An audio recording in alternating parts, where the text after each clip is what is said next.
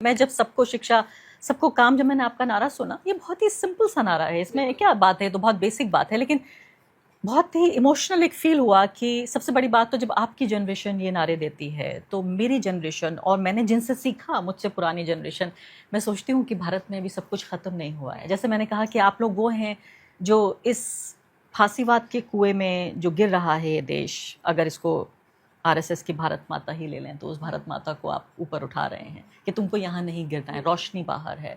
तो वो नारा मुझे बताइए। और इसके अलावा आप वहाँ प्रोटेस्ट में मौजूद थी, पुलिस के लोगों से आप भिड़ गई थी, वहाँ पे क्या हुआ था? सबसे पहले तो I just introduce my self. मेरा नाम शरण्या है और मैंने अपना बैचलर्स हंसराज कॉलेज से किया है, दिल्ली यूनिवर्सिटी से, और अभी मैं अपना मास्टर्स जो है अम्बेडकर यूनिवर्सिटी दिल्ली से कर रही थी। पिछले 1 साल से रैगिंग के खिलाफ प्रोटेस्ट करने की वजह से मैं अपने यूनिवर्सिटी से एक्सपेल्ड हूँ। सखी जो जब अपने जामिया में बैचलर्स में अपने 3rd ईयर में थी तो वो सस्पेंड की गई थी। गोपिका जो हैं JNU-SU की वाइस प्रेसिडेंट हैं और उनको और बाकी सारे JNU-SU ऑफिस बेयरर्स को 1 साल के लिए रेस्टिकेट किया गया है। तो हाँ, और वो जेल भी जाकर आई हैं, तिहाड़ जेल में भेजा गया था 3 दिन के लिए। तो मतलब जिस तरीके के लोग इस आंदोलन से जुड़े हैं, आई थिंक वो किस तरीके का काम कितने सालों से कर रहे हैं, शिक्षा पे हम काम कितने वक्त से कर रहे हैं, शिक्षा सब तक पहुंचाने के लिए जो लड़ाई है वो हम कितने वक्त से लड़ रहे हैं और किस लेवल पे लड़ रहे हैं, वो मेरे हिसाब से लोगों तक पहुंचाना ज़रूरी है। जो बात रही इस नारे की, सबको शिक्षा सबको काम का जो नारा है, ये नारा जैसा कि आपने कहा कि आपके पहले से लोग इस नारे को लगाते आए हैं और आपने कहा कि आपको खुशी हुई सुन के कि फिर से इस नारे को रिवाइव किया जा रहा है। पर सच्चाई ये है और काफ़ी दुख की बात भी है कि अगर इतने पहले से ये नारा लग रहा है और इतने पहले से यंग जनरेशन, उस वक्त की जो यंग जनरेशन थी, तब भी हम वही नारा लगा रहे थे, और आज की डेट में 2026 में भी हमें ज़रूरत पड़ रही है कि हमें एक आंदोलन में उसी नारे को फिर से लगाना पड़ रहा है। तो कहीं ना कहीं हमें देखना होगा कि किस तरीके से हमारी जो गवर्नमेंट है वो इस देश के बच्चों को फेल कर रही है, बार बार लगातार फेल कर रही है उन तक शिक्षा पहुँचाने में। दूसरी जो बात है कि पुलिस से जो झड़प हुई थी, मतलब वो तो जो वीडियो बहुत लोगों ने मुझे भेजा और वो बहुत जगह पोस्ट हुआ, इसमें बहुत सारा ये देख रहे हैं हमारे दर्शक, की खिड़की में ये भी देखते जाइए, इसी वीडियो का हम जिक्र कर रहे हैं। तो उसका जो रिएक्शन था वो तो बड़ा, मतलब वो 11 सेकंड का क्लिप है और लोग बड़ा मजेदार वो वीडियो लग रहा है और उसमें बड़े मजेदार रिएक्शन। इतना मजा नहीं आता उस वक्त। उसके पीछे का जो स्टोरी है, the largest story of that video is that कि हमने जब मार्च उस दिन शुरू किया और हम पार्लियामेंट स्ट्रीट पुलिस स्टेशन का जो गेट है उससे थोड़ा पीछे थे, और वहाँ पे एक तो पहले इतनी बड़ी भीड़ को बैरिकेड्स में बंद किया जा रहा था और उन पे लाठीचार्ज कर रहे थे। तो आप उनको एक स्टैम्पीड, एक भगदड़ की सिचुएशन में आप फोर्स कर रहे हैं लोगों को। तो हम पे लाठीचार्ज हुआ, हम सभी लोग पुलिस से दूर भाग रहे थे और एक लड़की थी, दुबली पतली सी, 5 फुट 3 इंच इतनी उसकी हाइट रही होगी, और वो पुलिस से दूर भाग रही थी। वो भीड़ से भी थोड़ी दूर थी, पुलिस से भी थोड़ी दूर थी। मैं, सखी और गोपिका वहाँ पे थे और हमारी एक और साथी यशिता हमारे साथ में थी। और हमने देखा कि एक पुलिस वाला आया जिसकी हाइट शायद 6 फुट से भी ज़्यादा रही होगी। उसने सादी वर्दी पहनी हुई थी, पूरा प्रोटेक्टिव गियर पहना था, वो वेस्ट, हेलमेट, और उसके हाथ में लाठी थी। वो आया, उसने देखा कि वो एक लड़की है और उसने फिर उसे लाठी मारी। देखने के बाद छोटी लड़की को फिर उसने उसे लाठी मारी। वो देखकर हम उसके पीछे भागे कि आपकी हिम्मत कैसे हुई, आप ऐसा कैसे कर सकते हैं। जब हम उसके पीछे भागे उसने हमें भी धक्का वक्का दिया और वहाँ से भाग गया। फिर वहाँ पे फीमेल पुलिस कांस्टेबल्स आई और वो हमसे कॉन्फ्रंटेशन करने लगी कि हमें धक्का मारने लगी, हम पे लाठियाँ बरसाई, उन्होंने, सखी को बहुत लाठियाँ लगी, और उन्होंने हमसे एक सवाल पूछा कि उसका नाम क्या था। आप जो कह रही हैं आप सही कह रही हैं, बट बताइए जिसने मारा उसका नाम क्या था। वाइल उन्होंने खुद ने, किसी ने भी नेम टैग्स नहीं पहने हुए थे। तो ये सवाल क्यों पूछ रहे हैं? इट वाज, मतलब वो मॉक कर रहे थे हमको बेसिकली। उनको पता है कि किसी ने नेम टैग्स नहीं पहन रखे हैं, और हमने उनसे जब सवाल पूछा कि आपके नेम टैग्स कहाँ हैं, तो वो 20 पुलिस वाली लड़कियां जो वहाँ पे थी उन्होंने कहा कि गिर गए, सबके नेम टैग गिर गए। और एक ने तो कहा कि गर्मी लग रही थी, गर्मी लग रही थी, एज अ RAF चीफ। तो उसके बाद में उनके साथ ही कन्फ्रंटेशन जब चल रहा था तो उन्होंने हम पे लाठियाँ बरसाई, फिर वो हमें डिटेन करके ले जा रहे थे। So basically they were dragging us on the floor, हमको ज़मीन पे घसीट के ले जाया जा रहा था, और वो हमको हमारे लिम्स से नहीं पकड़ रहे थे, वो हमारे कपड़े पकड़ रहे थे।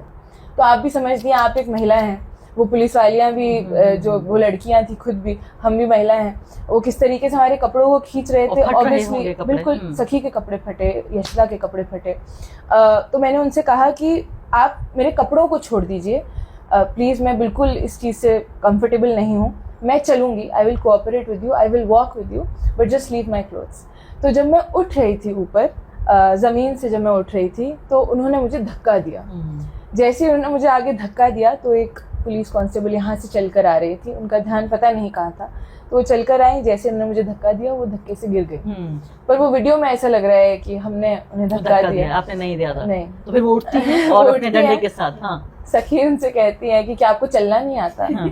और उनका ईगो शायद हर्ट हो जाता है तो वो लाठी उठा के सखी को मार देती है। So that 11 seconds is a very funny clip, very funny to watch, but the reality behind the story, उसके पीछे की जो कहानी थी वो ये थी कि एक मेल पुलिस ऑफिसर ने एक लड़की को आके लाठी मारी थी बिना बात के, जबकि वो पुलिस से दूर भाग रही थी, लाठियों से दूर भाग रही थी। एंड उस वजह से वो पूरा जो उसके बाद के इवेंट्स थे वो हुए। लेकिन चर्चा ये हो रही है कि भाई मोदी जी को गाली क्यों बकी, लड़कियों के कपड़े फाड़े गए, उनके डंडे मारे गए, पैलेट गन्स बरसाए गए, AK-47 चलाई गई, हमारे युवा लोगों को, क्रांतिकारी लोगों को जेल में बंद करने की कोशिश की गई, बहुत सारे लोगों को उनके ऊपर केसेस चल रहे हैं और ये कहा जा रहा है, एक नौटंकी हो रही है कि हम सारे केसेस माफ़ कर रहे हैं, लेकिन हम जानते हैं घर घर की कहानी ये है कि अभी भी बहुत सारे लोगों का भविष्य अंधकारमय बनाने की कोशिश हो रही है, क्योंकि पुलिस केसेस होंगे तो आप आगे पढ़ नहीं पाएंगे, नौकरी नहीं हासिल कर पाएंगे, बाहर जाना होगा,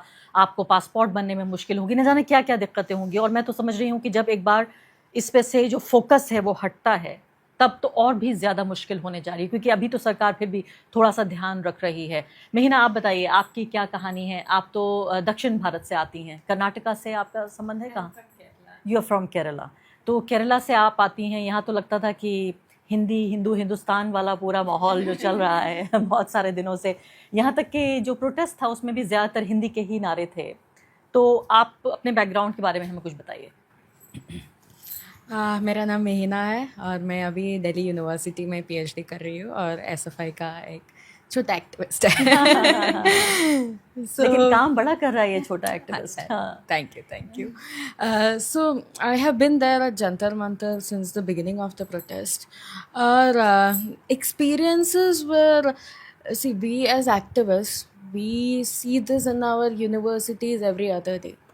The kind of hate that comes our way, the kind of, Hindi बोलेंगी तो अच्छा yeah, बिल्कुल कोशिश करती हूँ थोड़ा so हम हमारा कैंपसेस में ABVP से फाइट करते हैं, NSY से फाइट करते हैं। हाँ, in campuses, yes, we do. Yes, yeah, when I get angry, गुस्सा आता है, पूरा हिंदी बाहर आता है। अभी उतना नहीं आ रहा था, तो फॉर्मली बात कर रहे हैं ना। But see, we are not alien to the hate that come our way.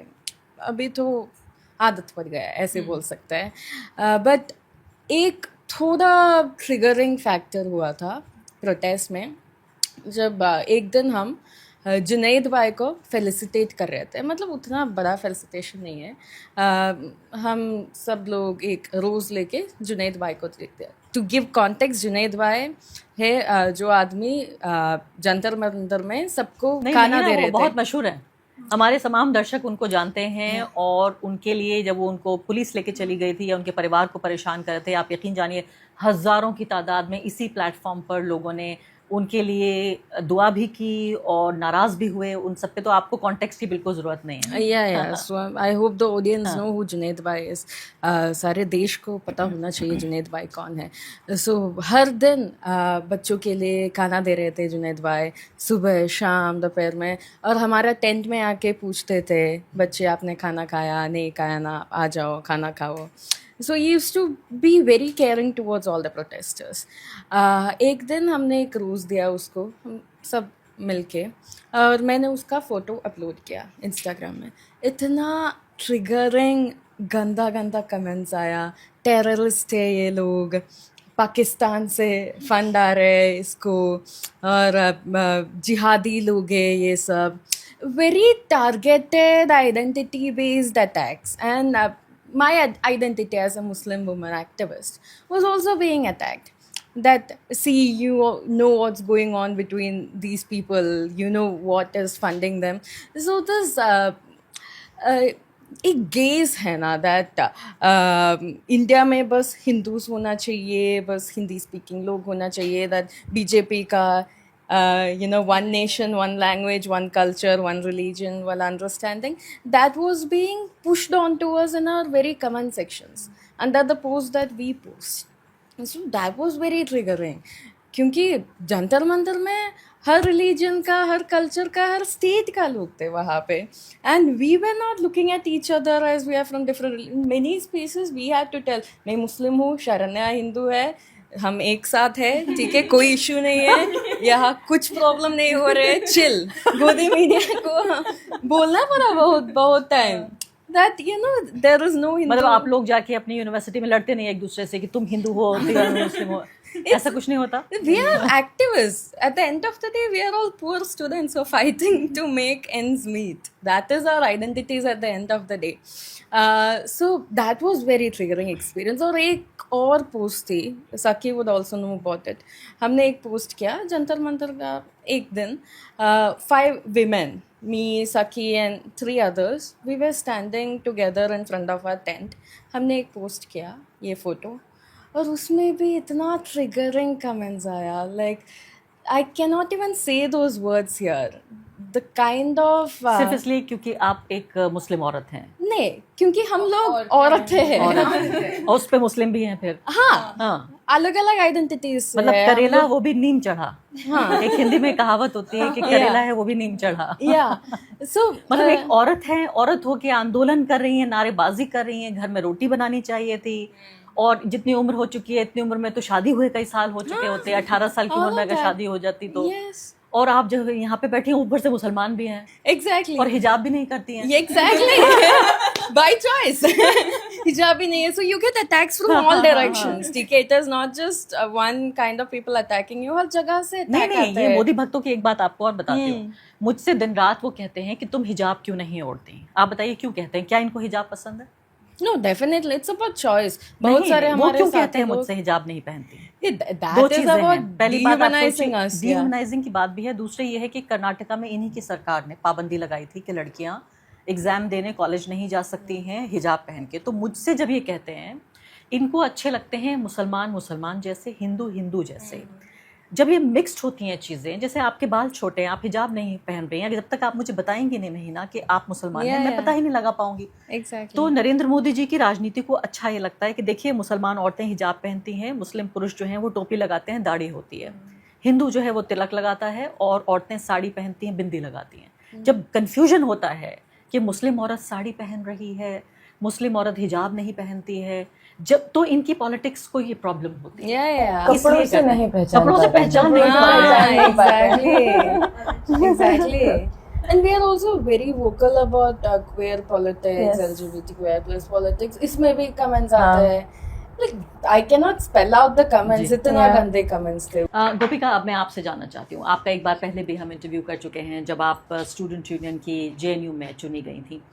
इस पूरे प्रोटेस्ट में जो लेफ्टिस्ट एक्टिविस्ट हैं, पहली बात तो उनके रोल के बारे में बताइए, और उसके बाद मैं एक और राउंड लेती हूँ उन लोगों के बारे में, क्योंकि देखिए आप इस पूरे आंदोलन में इतनी तरह के लोग थे कि मोदी जी के लिए बड़ी मुश्किल होगी कैसे पहचाने कि कौन क्या है.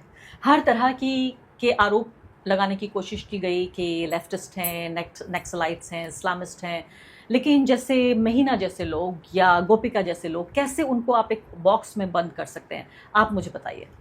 मैं JNU से आती हूँ और मैं वहाँ अभी वाइस प्रेसिडेंट हूँ JNUSU यूनियन का जो है.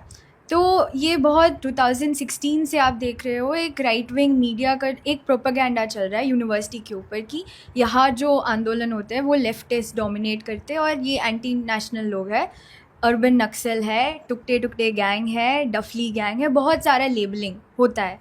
और ये जो जंतर मंतर में जो आंदोलन हुआ उसमें एक left organisation, specially left student organisation का एक बहुत ही अलग रूप दुनिया को देखने मिला. बिकॉज आई फील लाइक जो मेन स्ट्रीम मीडिया है, जिनको हम मेन स्ट्रीम मीडिया मानते हैं, उनका टैग मेन स्ट्रीम से हटकर मेन स्ट्रीम बन गया हमारा फ़ोन. और रील्स और इन्फ्लुएंसर और आप जैसे लोग जो इंडिपेंडेंट जर्नलिज्म करते हैं, उन लोगों की वजह से मेन स्ट्रीम शिफ्ट हो गया from the television boxes to your phones and you know the Instagram, reels, YouTube and all of that. And उस वजह से एक बहुत ही अलग पहचान मिला लेफ्ट स्टूडेंट ऑर्गेनाइजेशंस का, और इस आंदोलन को चलाने का, ग्राउंड पे लोगों को लाने का बहुत ही एक महत्वपूर्ण इन्फ्लुएंस रहा है। क्योंकि हमारा जो SFI का क्रांति कॉर्नर था, उसमें बहुत सारे इन्फ्लुएंशियल लोगों को हम बुलाते थे, टॉक्स करवाते थे, वहाँ एक बुक स्टॉल होता था हमारा, हम लोग बैठते थे, गाना गाते थे, डफली बजाते थे, स्लोगनियरिंग करते थे। एक अलग मतलब एक आंदोलन का एक प्रोसेस होता है, एक मुद्दे पे सब लोग आते हैं और उसके बाद उस सेम क्राउड को पॉलिटिसाइज करना एक अलग टास्क होता है। और वो टास्क जंतर मंतर पे एक्टिविस्ट ही कर रहे थे। Like Sharanya was saying about the slogan, सबको शिक्षा सबको काम। ये स्लोगनियरिंग करना बस एक टाइम पास नहीं होता है। स्लोगनियरिंग और डफली बजाना, एक रिदम में लाना और उस रिदम के थ्रू लोगों को पॉलिटिसाइज करना, through your words, through your actions, through your slogans. And that process of politicization is, I think, what the left student organizations and SFI especially were able to do in Jantar Mantar, जिस वजह से बहुत लोग आते थे उस जगह पर। हमसे भी बहुत लोगों ने आके पूछा है कि कैसे जुड़ना है आप लोगों के काम में। बहुत लोग, जब जिस दिन पुलिस ब्रूटैलिटी हो रहा था, सखी, शरण्या, मैं और कॉमरेड यशिता हम साथ में थे। और एक पिक्चर मैंने पोस्ट किया था, सेम लड़की जो शरण्या जिनके बात कर रहे थे, और उस पोस्ट में आप देख सकते हो जो पुलिस ब्रूटैलिटी कर रहे थे, उनका हाथ is touching in a very bad manner of the young girl. He is touching the chest, he could have pushed anyway, but he is actually. Video की आप बात कर रही हैं जो काफी बदनाम हो चुका है वो वीडियो? नहीं, जिस वीडियो में शरण्या और सखी है, उसके जो बिफोर और भी औरतों के, लड़कियों के साथ ऐसा हुआ है। ऐसा इस हुआ वीडियो है। का मैं जिक्र कर रही हूँ जिसमें एक पुलिस वाला एक लड़की के छाती को छूता है, हाँ। और उसके बाद दूसरे पुलिस वाले दोनों खुश होते हैं कि देखो मैंने कर दिखाया ना। वो वाला वीडियो की बात नहीं, वो वाला वीडियो नहीं। एक मैंने फोटो पोस्ट किया है मेरे इंस्टाग्राम पे, जहाँ साफ दिख रहा है कि सेक्सुअल हैरेसमेंट हो रहा है प्रोटेस्टर्स के साथ। और जब हम बोलते हैं, अभी एक पूरा नैरेटिव चलाने का गोदी मीडिया और मोदी सरकार का कोशिश है कि मोदी सरकार को क्यों इतना गाली दे रहे हैं, this is a gutter generation, कोई कल्चरल शॉक मिला है PM मोदी को। लेकिन जिस तरीके से हमें रोज़ DMs में गाली पड़ते हैं, कमेंट सेक्शन में एक इंसान ने DM में मुझे ये बोला कि आप तो, अगर if you don't want to be the next Nirbhaya, आप एक्टिविज़म अभी छोड़ दो, आपको रेप करेंगे, आपके टुकड़े टुकड़े करके वो कुत्तों को खिलाएंगे, और जब आपका सोल निकलेगा तब मैं आपको हक करके वो भी मैं देखूंगा, और अगर आपको नेक्स्ट निर्भया नहीं बनना है तो आप छोड़ दीजिए BJP सरकार के खिलाफ कुछ भी बोलना। I am sorry Gopika. And I posted it on Instagram took it down. यानी उसने गाली बकी तो वो भी हाँ होता रहता है, ये बिल्कुल हाँ, सही है। तो ये जो कल्चरल शॉक है, तो उनको मतलब होना चाहिए कि आपके आइडियोलॉग्स, आपके इंटेलेक्चुअल लोग, आपके जो केडर है, वो कैसे कैसे गालियाँ इस देश के औरतों के खिलाफ देते हैं। तो मोदी जी, आप अगर ये कार्यक्रम देख रहे हैं तो फिर इनको, गोपिका को आप माफ करेंगे या नहीं? क्योंकि उन्होंने वो जो गालियाँ थी इन्होंने इंस्टाग्राम पे लगाई, तो ये तो बहुत जुर्म किया इन्होंने कि आपके भक्तों की गाली इन्होंने इंस्टाग्राम पे लगाई। आप इन्हें माफ कर दीजिए बराए मेहरबानी।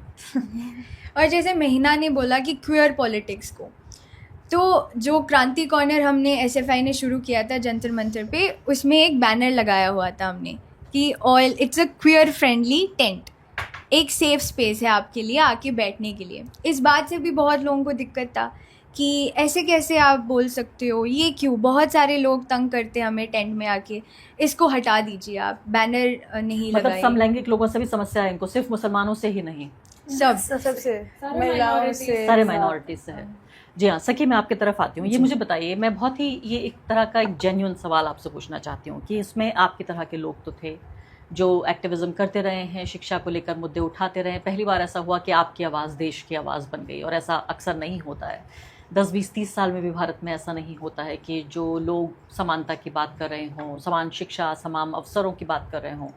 तो जब इसमें जो गाली देने वाले लोग आए, जी मैं भी बहुत क्लियर नहीं हूँ इस बात पर कि क्या यही एक तरीक़ा है। मैं आप लोगों से ये जानना चाहती हूँ, आप उन्हीं की जनरेशन के लोग हैं और मुझे इस बात का पूरा अंदाज़ा है कि आपके नारे बहुत साफ़ सुथरे नारे थे।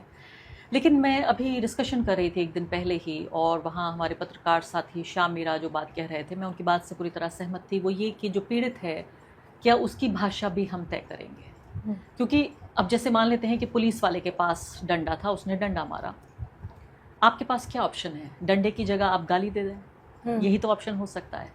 लेकिन आप कहते हैं मैं डंडा मारूंगा, मैं गोली भी चलाऊंगा, लेकिन आपको गाली बकने का भी अधिकार नहीं दूंगा। आप ये इस पूरे प्रोटेस्ट में गाली के इस्तेमाल पर आप कहाँ हैं? जो मैंने नोटिस किया कि गालियाँ बहुत बाद में शुरू हुई अच्छा, देनी। शुरुआत में हम आई थिंक हम सब अग्री करेंगे कि जंतर मंतर पे ऐसी कोई भी भाषा का इस्तेमाल नहीं हुआ था।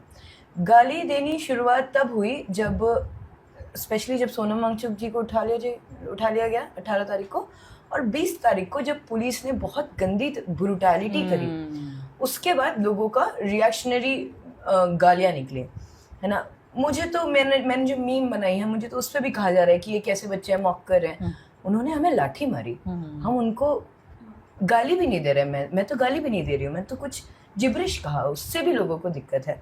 और दूसरी बात जो गाली का है, हम लोग पूरी हमारी कोशिश थी कि इन गालियों को मोटिवेट ना किया जाए, और जहाँ हमारी कोशिश हो रही थी कि हम अपने सही नारों से उनको ओवरटेक भी करें, हम अपने नारे ज़्यादा ऊंची तरीके से लगाएं, इनकलाब जिंदाबाद ज़्यादा ऊंचा कहें रादर देन जो हो रहा था।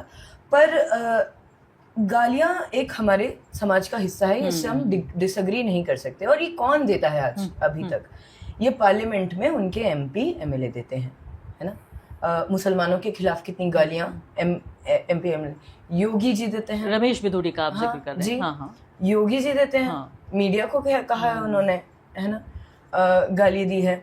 अभी मतलब बहुत कंट्रोवर्शियल हो सकता है ये कहना, बट अभी वीडियोस आ रही हैं कांवड़ यात्राओं की, है ना। तो वो कैसे बच्चों की वैन्स पे हमला कर रहे हैं, कैसे जो सड़क है उसको रोक के पुलिस वालों पे, अभी हाँ, कुछ घंटे पहले पुलिस वालों पे हमला किया, पुलिस वालों के कपड़े फाड़ दिए हैं। जी। अब आप उस पे क्या कहेंगे? आपको 15 साल की 16 साल की लड़कियों को टारगेट करने में ज़्यादा उनको आसानी लगती है ना, कि अच्छा इन लोगों ने हमें गाली दी, इसको पकड़ना आसान है, तो आप उसको ढूंढते हैं। ये भी मैं सखी आपसे जानना चाहती हूँ कि इंस्टाग्राम पे क्या गालियों का, और खासकर जो हिंदी गालियाँ हैं, सिर्फ अंग्रेजी नहीं बल्कि हिंदी, वो गालियाँ जिसको हमें लगता था कि हम पीछे छोड़ आए हैं, उन गालियों का एक नया कल्चर मैं देख रही हूँ, जो कि डे टू डे बातचीत में गालियों का इस्तेमाल हो रहा है, कि कोई फ़नी वीडियो बनाने की कोशिश हो रही है, कोई इंगेजिंग वीडियो बनाने की कोशिश हो रही है, लेकिन यही फिर आंदोलन की भाषा बन गई। तो क्या हम ये कहें कि चूंकि गालियाँ पहले से ही इस्तेमाल हो रही थी, ऐसा नहीं है कि गालियाँ कोई नई उपज हुई है? हाँ, मैं ये कहूँगी कि ये आंदोलन की भाषा नहीं थी, है ना, क्योंकि आंदोलन बहुत बड़ा था। वो सिर्फ वो चंद वीडियोस का आंदोलन नहीं था जो हम देखने को, हमें ये प्रमोट जो कर रहे हैं, ये चाहते हैं कि ऐसा कंटेंट प्रमोट हो और लोगों को लगे कि ओ यही गालियाँ ही दी जा रही थी, बट ये ऐसी सच्चाई नहीं है। वहाँ के आप बहुत समय से हम लोग वीडियोस डाल रहे हैं, जब से शुरू हुआ है आंदोलन तब से हम लोगों ने कोशिश करी कि अगर मीडिया हमें नहीं कवर कर रहा है तो हम अपने मोबाइल फ़ोन से जितना दूर तक पहुंच सकते हैं उतना दूर तक पहुंचे। पर हमारी गालियां हमारे वोकैबुलरी में नहीं थी, ये बहुत बाद में हुआ, और ये भी कुछ चंद लोगों के द्वारा किया गया जो पूरे डिफाइन नहीं करता है पूरे प्रोटेस्ट को।